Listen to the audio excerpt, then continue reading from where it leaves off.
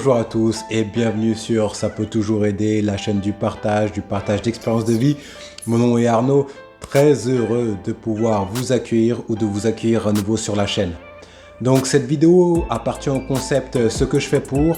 Si c'est la première fois que vous regardez une vidéo de la chaîne, je vous invite à cliquer sur le lien dans la description, après avoir regardé cette vidéo s'il vous plaît, où vous trouverez bien une présentation de la chaîne où je présente les concepts et les différentes thématiques qui vont être abordées. Cette vidéo appartient au concept Ce que je fais pour mon bien-être au quotidien en termes de santé bucco-dentaire, pour la peau et aussi pour le cuir chevelu. Donc voilà, la chose que je me dois de préciser avant de commencer cette vidéo, c'est que je ne suis pas un dentiste, je ne suis pas un dermatologue et je ne suis pas un spécialiste du cuir chevelu. Je partage simplement les choses qui marchent pour moi. Alors on va commencer tout de suite avec l'idée de la santé bucco-dentaire. Donc exactement, on va parler de comment avoir une bonne haleine. Avoir une bonne haleine, c'est vraiment critique parce que l'haleine fait partie de notre identité. Et je suis sûr que vous savez qu'on peut oublier le nom des personnes, mais on n'oublie jamais l'haleine qu'ils ont ou l'haleine qu'ils avaient. Eh, tu sais pas, la dernière fois j'ai croisé Dagobert. Dagobert? Mais c'est qui Dagobert? Mais si, là, Dagobert au deuxième étage, là, au service compta. Pas de Dagobert à la compta. Mais si, là, même le gars qui avait mauvaise haleine, là. Ah oui, Dagobert. Il s'appelait Dagobert. J'ai pris l'exemple avec le nom Dagobert, d'accord, pour que personne de mon cercle ne se sente visé par cette vidéo sur l'haleine. Donc il y a quelques petites astuces que je mets en place quotidiennement pour m'assurer d'avoir la laine la plus fraîche possible. Donc il y a deux astuces. La première astuce, c'est boire de l'eau. D'accord, de boire de l'eau régulièrement parce que j'ai compris et je pense que vous savez aussi que la meilleure amie de la mauvaise haleine, c'est d'avoir la bouche sèche.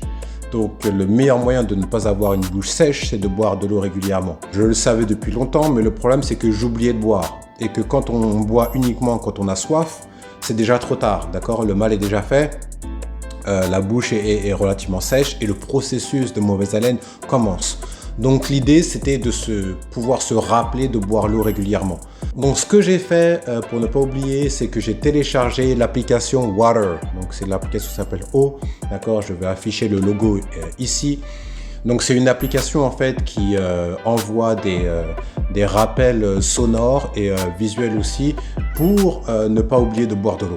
Et ça c'est une application qui a contribué à ce que boire de l'eau soit quelque chose de naturel et de systématique.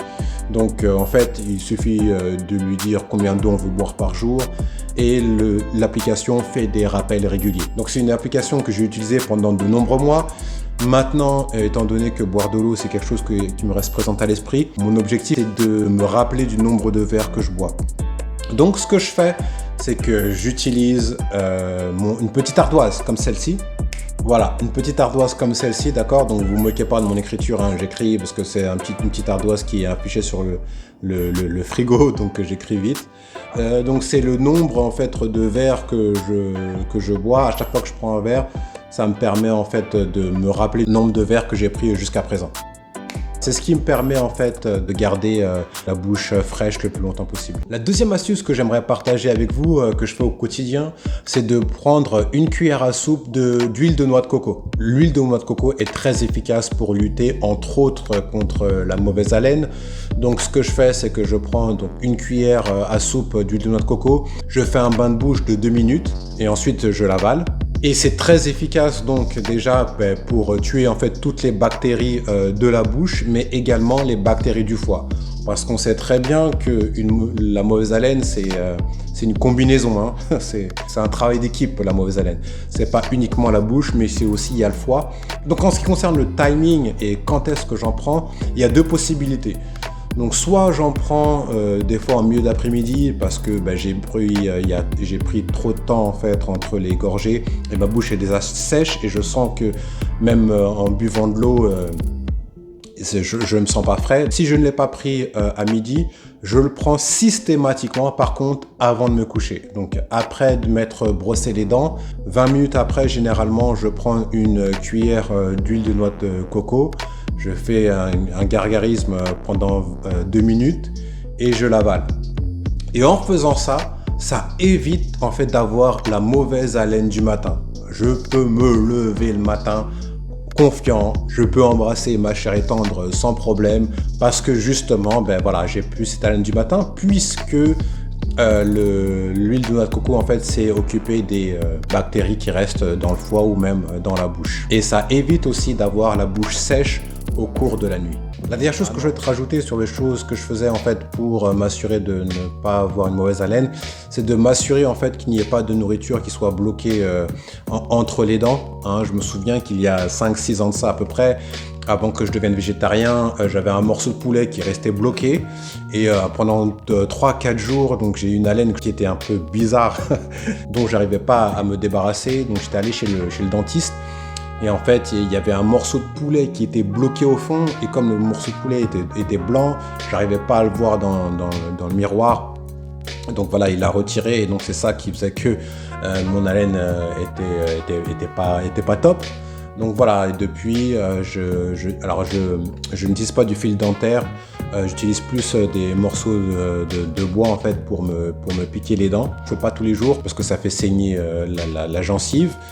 Mais je le fais régulièrement pour éviter justement qu'il n'y ait pas une accumulation de nourriture qui reste entre les dents. Donc voilà, donc on va continuer avec donc le deuxième aspect de la vidéo qui est pour la santé de la peau. Une bonne santé de peau commence bien entendu par l'alimentation. Donc déjà le fait de boire beaucoup d'eau, ça permet en fait d'évacuer les toxines, donc ça contribue à avoir une peau qui est nette. Aussi le fait d'avoir réduit considérablement le sucre a eu des effets très positifs sur moi. J'avais souvent des petits boutons à travers le visage et depuis que j'ai réduit considérablement le sucre, donc maintenant je prends le sucre une fois par semaine, voilà, ça réduit considérablement le nombre de petits boutons que je peux avoir sur le visage. Dès que je prends un peu trop de sucre, ben, mon visage me le laisse savoir tout de suite. Donc là j'ai des petits boutons sur le côté là, ben, parce que je me suis laissé aller il y a quelques jours à prendre quelques gâteaux, parce qu'il faut profiter un peu de la vie hein, aussi. Donc voilà, mon visage me laisse savoir tout de suite que j'ai mangé trop de sucre. Et aussi, avant, j'avais des petites zones d'ombre sur le visage.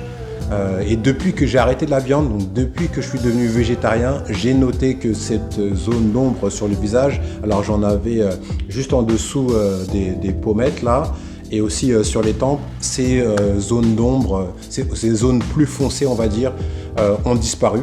Alors coïncidence ou pas, tout ce que je sais c'est que depuis que j'ai arrêté de manger de la viande, ces zones d'ombre ont disparu et ne sont pas revenues. Donc voilà, ça a été mon expérience. Donc la deuxième chose que je fais aussi, donc là ça va concerner un peu plus les hommes. Donc pour avoir une belle peau, c'est de suivre le conseil de Tyson Beckford. Voilà, mesdames, je pense que vous le connaissez, messieurs, il a joué dans quelques films, etc. Donc c'est un mannequin. Il a dit la phrase suivante, il dit « Guys, change your blades ».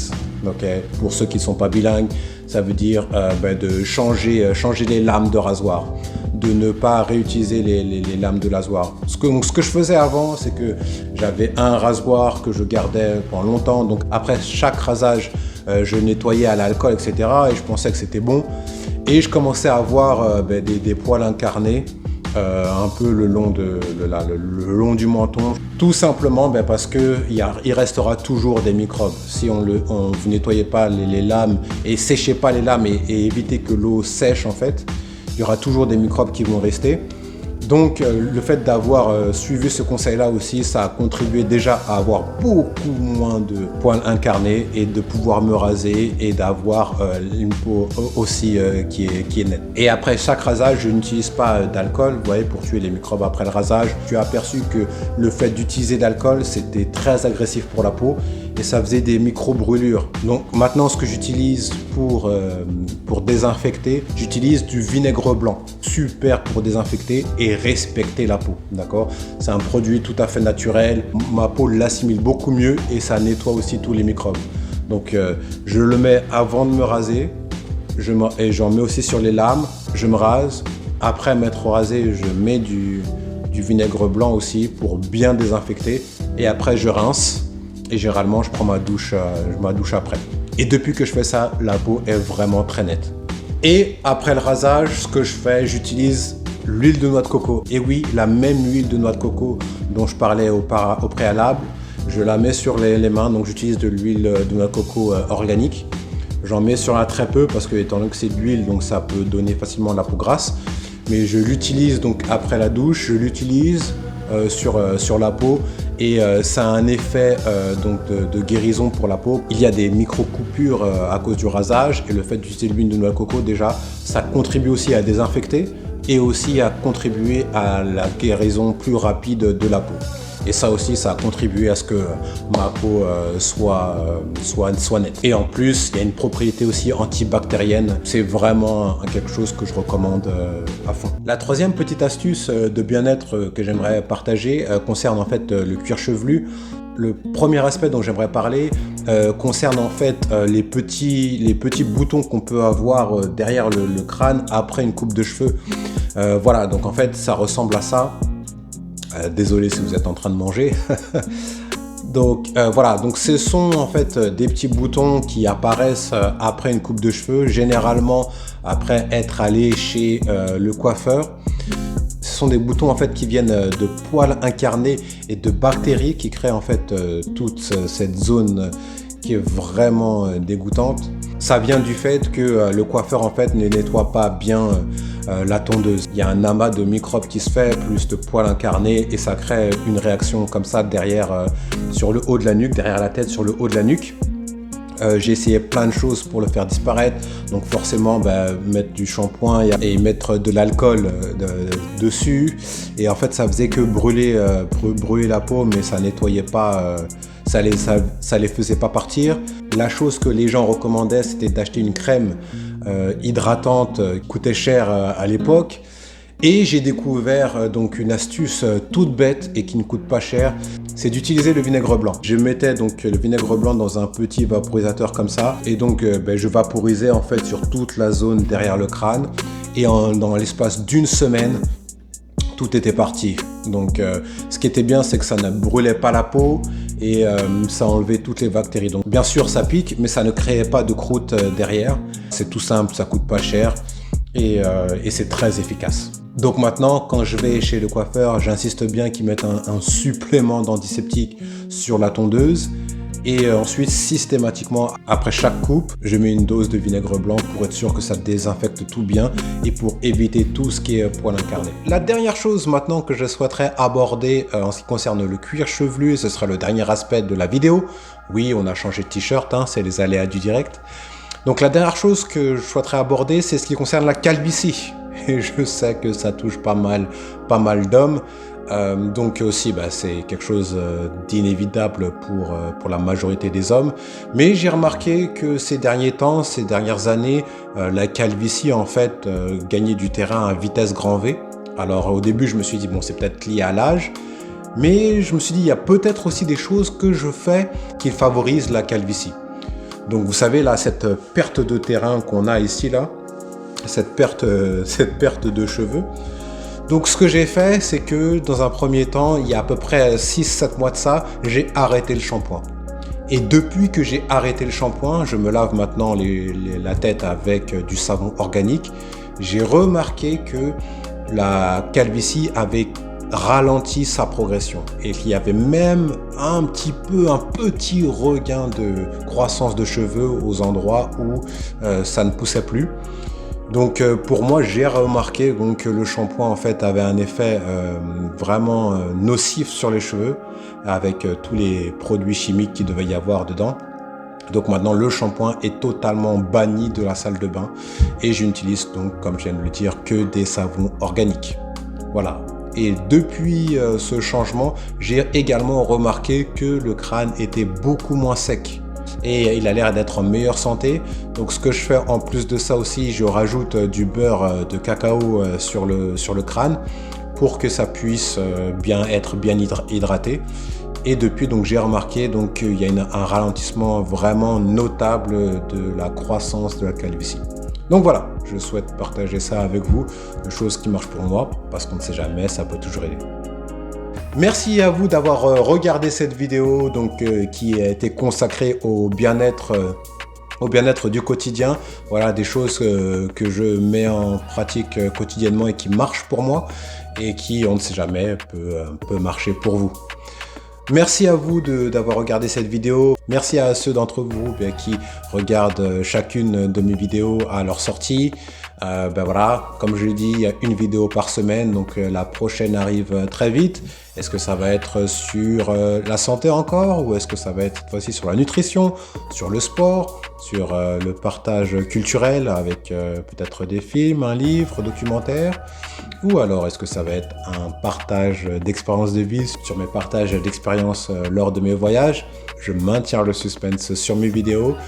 Donc si vous avez trouvé cette vidéo divertissante, ou alors si vous avez appris une chose ou deux, n'hésitez pas à cliquer sur le petit pouce bleu s'il vous plaît et à vous abonner à la chaîne pour ne rien manquer des prochains partages. Ok? Et appuyez aussi sur la cloche pour recevoir les notifications. Toutes les vidéos que je fais, elles sont pour vous parce qu'on ne sait jamais, ça peut toujours aider.